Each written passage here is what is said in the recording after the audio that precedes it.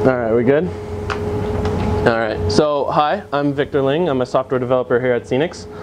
This is my first talk ever, so I'm gonna have to ask you to keep your heckling to a minimum, just out of convenience. I don't have a GitHub or Twitter link, so I've already failed the presentation apparently, so I'm sorry.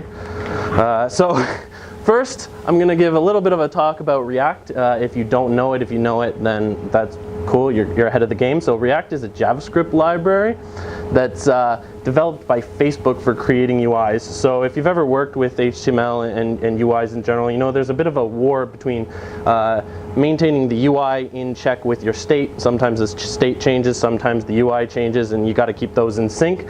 React came out and they basically allow you to output your UI the same depending on your state every frame. So it works very much like developing a video game. If you've ever done it, every single 60 times every second, you redraw your HTML from scratch. You don't ever have to worry about it changing in the UI. You just change it in the state. Everything works well. Turns out that's very slow to do in an actual DOM. The browser will hate you for it if you try to update it every 60 frames per second. So the people at Facebook were really smart. They implemented a cool diffing algorithm that only does the minimum of stuff, and you end up actually outputting a virtual DOM every time. So with that, we introduced Reagent. Reagent is like a minimalistic React wrapper for Clojurescript. By the way, this talk is about Clojurescript. If you're, it's what I know. I started at Scenics as a Ruby developer for 2 years. I was quite happy. Then they told me I was learning Clojure, and I was like, all right, I guess, but now I love it, so I can't complain. So first, React is basically, it's an efficient, you get efficient React components from Reagent using nothing but plain Clojurescript functions and data. So it's really nice. If you've ever worked with React, there's this like odd JSX thing where you're writing HTML in the JavaScript that's actually JavaScript code. It's not fun, and Clojurescript kind of gets around it a little way. And it uses something called Hiccup. Hiccup is another library in Clojurescript that allows you to represent HTML using the Clojure data structures. So HTML is just a tree written in XML. So why can't we just write our tree in Clojure data structures? We get all of the structural sharing that Matthew explained earlier. We get lots of stuff. And this Hiccup output is then used by Reagent to build the React virtual DOM that I mentioned earlier. So here's a quick example. The top is Clojure data structures. You can see, you don't have to worry too much about it, but there's a vector, some maps. But you can see essentially it's almost a one-to-one. It's kind of nice, very simple. So you essentially create this HTML in Clojure, and you get this magical React VDOM updating for free. So Reagent gives us what's called reactive components. So you can essentially make components that are smart enough to know to only re-render when their data changes, and that's kind of a key component that we'll be getting into in a second, but you'll see here's an example. We make a simple, if you don't know much about Clojure, I'll try to explain it, but you don't really need to know too much, it's not that complicated. Well, at the beginning, I just make a click count, which is an atom, is a reactive atom. I'll get into that in a bit. And then we create this component. It's just a simple function. It just returns Hiccup that represents the click count inside a div and gives us a button that changes that. Every time we click it, it increments the count in click count, and there's no actual redraw code needed. Every time that value is changed, this Hiccup is reevaluated and redrawn to the HTML. It's really cool. So what we have so far is we kind of have this flow, and I'm going to say that a lot coming up soon, so get used to it. It's kind of, we start with the components. They output Hiccup. The Hiccup gets passed off to Reagent, which uses it to create a virtual DOM that React then magically diffs into the actual DOM once, 60 frames per second, so you're not really have to worry about all that underlying stuff. So none of this has anything to do with Reframe so far, really. So what is Reframe? So Reframe is essentially MVC, but rewritten entirely with pure functions, essentially. So it uses like derived data in a functional reactive programming kind of way. If you are a functional reactive programmer, I didn't say that because it will probably offend you, but it's close enough. And it's important that that derived data kind of flows in one direction. We kind of saw that already with reagent. So what is reagent exactly? Reagent, sorry, I'm going to speak really fast. So if I speak too fast, please tell me to slow down. So what is reagent? So reagent essentially provides the view in the model view controller, and reframe is the entire MVC architecture. So how about the model and the controller?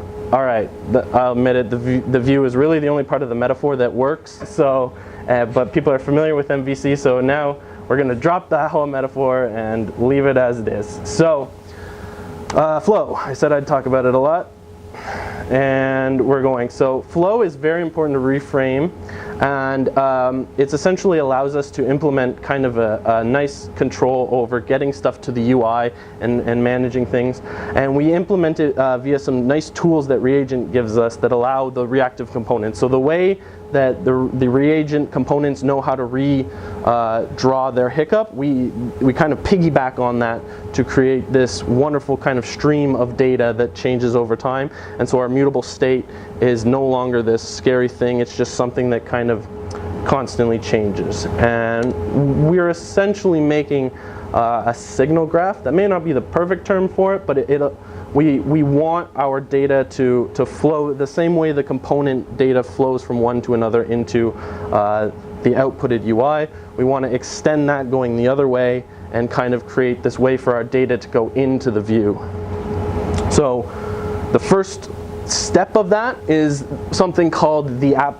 It's an AppDB atom in Reframe. It's an in-memory database. So it's the root of the signal graph, and all state of your application is stored here. It's a variable, and it's a little controversial to say we're going to store all of our state in one variable, unless you're talking about an actual database, in which case everyone throws that disbelief out and then says, yeah, why wouldn't we put everything in one place? So think of this as an in-memory database, and it's normally implemented by this thing called a reactive atom, or a radom. Really simply, a radom is a reactive atom, kind of mentioned it.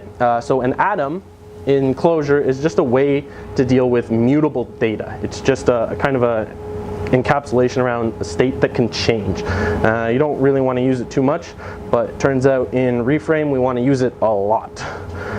So a radom is an atom that has a little extra magic around it that allows it to pay attention to who derefs or uses it. So this is the ability for, this is what causes any component that uses a radom can then be notified when that radom changes to then re-update its UI. And the radom is provided by reagent, so sometimes it's called the reagent atom. You can decide what the R stands for yourself. I'm not going to tell you. All right, so we got all of the stuff, but how do we connect them? So ultimately, components, they should do a couple things. So right now they're just generic, they output the thing. So what we want them to do is first they need to obtain their data from the AppDB. So they need to get what they are displaying. We want them to know as little about the AppDB when they do that though. So decoupling is a good thing. And it needs to be reactive. We essentially get that for free, but it is important. So they should automatically recompute their hiccup as that data changes over time. So the solution for that is subscriptions. So Reframe implements this thing called a subscription, and essentially you design a handler. A handler takes the AppDB and it transforms it into some way you want, such as if you had a list of items, maybe a subscription handler will give you assorted items or a subset of those items. It returns really only the data you care about, and components or other subscriptions can then subscribe to the radoms that these subscription handlers create, and they themselves create radoms such that you have this chain of events, and every single time something changes, anything that uses it is notified and it updates itself, which then anything that uses it will update itself. So essentially we create this more the left side of that flow. So now we have essentially a single directional flowing of data from the AppDB. The subscriptions come in, they get what they need from the AppDB without coupling to it too much. They pass that information to the components output their hiccup, and so on and so forth until you get to the DOM. So what we've essentially created here is we've represented our UI output as pretty much a pure function over the app.db. So whatever the state of our program looks like, that's how our UI is going to be represented. We don't have to worry too much about data binding back in, such as handling events. So there is a bit of an issue, and that is, how does the app.db change over time? So we know that when the app.db changes, everything efficiently flows down and we get a brand new UI every 60 frames per second, but we have no idea how to enact those changes into the app.db. And Reframe's solution into that is to use what's called events. So they're the second flow. And events are the only way, actually events themselves are just pure data, and they're dispatched. They're very, very simple. So quick example, in Reframe, events can be anything, but usually we just implement them as a simple vector. So here's a vector where we said the yes button clicked was, it was clicked, and something can handle that, or we can include additional information. We can say we want to delete item 42. All simple stuff. So here's a real example. This is just a component called the yes button. It creates a div of a button class. On click, it dispatches the yes button clicked event. That's all it takes to kind of send out through the second flow. So the next step are handlers. So handlers are registered to handle events. They're event handlers, and they're handled asynchronously. They're entirely pure functions, and they're the only thing that modifies the app database. So you don't have to worry too much about your state mutating all over the place. It's confined to only, you handle an event, that's the only time you can change the app.db, and the actual mutating of the app.db is handled entirely behind the scenes for you. So you have pure functions that return a modified app.db, and that is handled and mutated for you.